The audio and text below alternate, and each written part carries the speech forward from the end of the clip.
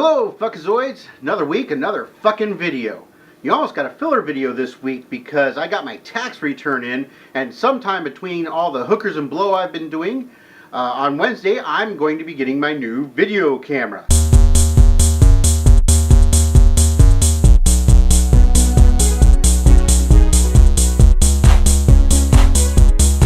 What the fuck was that? Anyway, so you're getting a regular review. I decided to do it with my old camera. It's not a horrible camera, it's just kind of a pain in the ass to use. My new camera will be all fucking fancified and stuff. But I promised you a review of Knights of Badassdom, and here it is.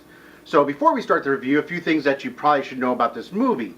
It actually was made several years ago, and they released a trailer, and a bunch of us fucking geeks got excited to see it because of the subject matter of the movie.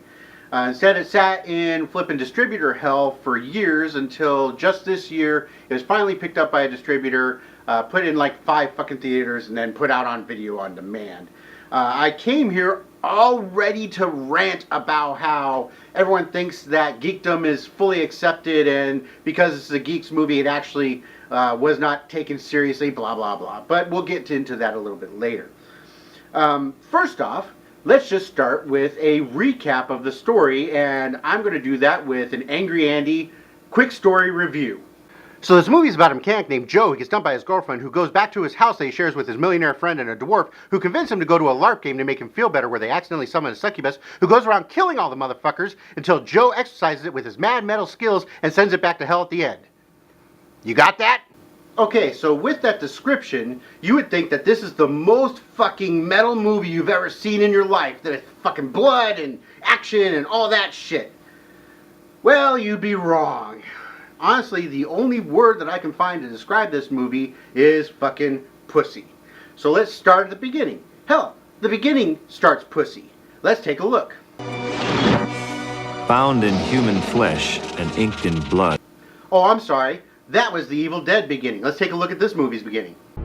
A book of musical chants that were meant to summon angels. Okay, you see how you look at these two intros and you see why I call it pussy.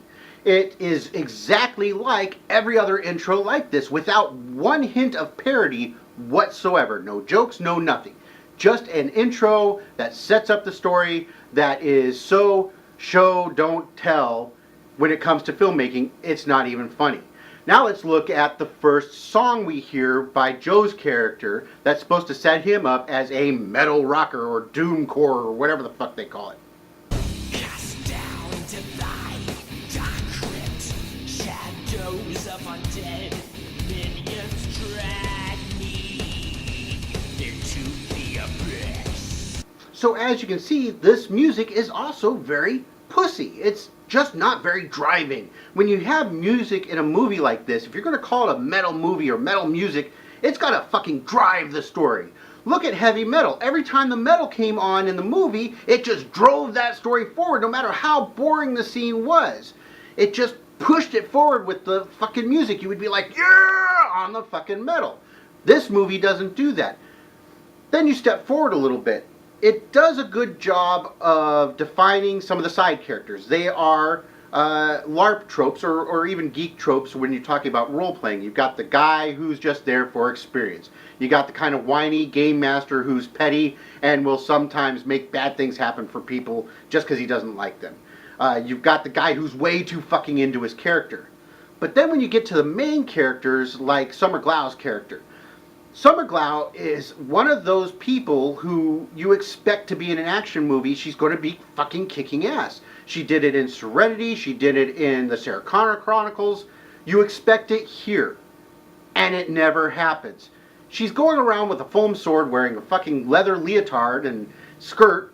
You expect it. And the only scene where they have her really fighting is really poorly choreographed. They try to make her seem like a badass, but she's really not. It's a fucking pussy waste of Summer Glau. Then the other main characters, again, you got Joe, who's supposed to be this metal guy who's somehow legendary in the LARP community, even though he doesn't play. If you're going to make him a metal guy, fucking make him a metal guy. Make his music drive his character forward. Put his music in the background. And instead they just use standard fucking orchestral actiony music in the background for him. You got the millionaire who we don't know why he's a millionaire. He's some kind of magician, and his character's all about trying to get to his next level of magician, and that's why he got the book off the internet and blah blah blah. Besides one scene where he kind of chickens out and then turns into a flippin' brave hero, no real character defining to him whatsoever. And then you got fucking tripod man Peter Dinklage, who's at the height of his career because of Game of Thrones. And he's got some great one-liners, but besides just being a stone short guy swinging swords, he has no real character. And his character, spoilers for you fuckers out there who think about that stuff, his character dies in the middle of the movie, and then at the end comes back to fight the succubus. And that's supposed to be a fuck yeah moment. But because you like the character, but it didn't really grab you, it's not as fuck yeah of a moment as it could be. And again, you know, it's pussification. They kind of wussed out on taking any of this over the top. And the monster, the succubus, this is supposed to be a fucking sexy-ass monster, or you can go the other way and make it a fucking gory-ass monster. You could take it over the top in this direction. You could make it a fucking straight-up gory-ass horror movie that just happens to have some fun fantasy elements in it. But they didn't. They toned it down. All of the kills from the monster are pretty much straight out of the 80s horror fucking trope textbook. They pull off one guy's jaw and shove a heart, you know, fist through a chest and push out a heart in another. And then in the end, the monster reveals itself. And I give them props for using practical effects instead of digital. But again, it looks like every other monster. It looks like a giant version of the troll from the old troll movies and whatnot. Even kind of like the leprechaun from the Leprechaun movies if you took off the fucking stupid green outfit. Again, they could have taken this over the top, and they didn't. They pussed out. It was such a pussy thing to do. And because of that, it's really hard to like this movie. When they wuss out, it doesn't capture my fucking attention.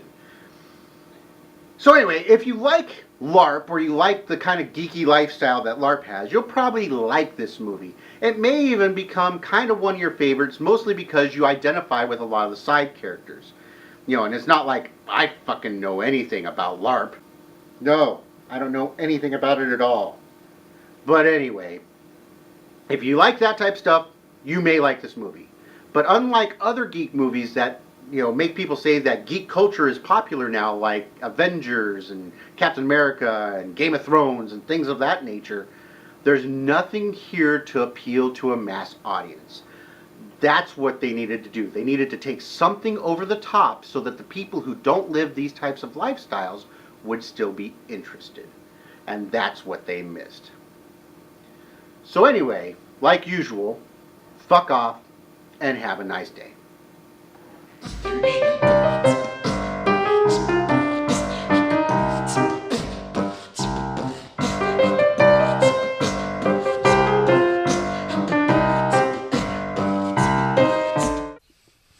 All right, don't forget that in May we're going to be doing our Godzilla premiere event on the 15th at midnight. We haven't decided the theater yet, but when we do, we'll post it on Facebook and Google, so all you motherfuckers can be there that want to be there.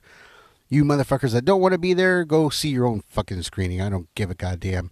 So until then, fuck off.